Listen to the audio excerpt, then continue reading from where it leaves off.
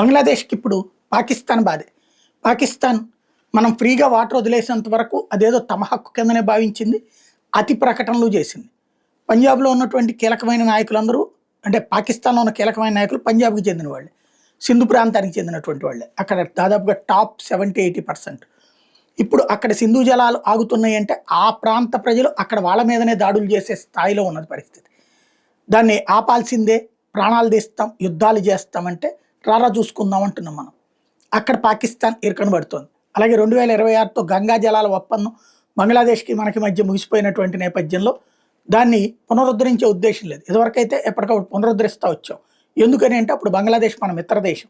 కానీ అక్కడ ప్రత్యక్ష రాజకీయాలు వదిలేసేసి, ప్రజాస్వామ్యబద్ధ పాలన వదిలేసేసి, మా అమెరికా తయారు చేసినటువంటి ఒక నకిలీ నాయకునితో నుంచోబెట్టి భారత వ్యతిరేకత నడిపిస్తున్నప్పుడు భారత వ్యతిరేక శక్తులకి పెంచి పోషించాల్సిన అవసరం లేదని భారతదేశం భావిస్తుంది, మోడీ సర్కార్ భావిస్తుంది.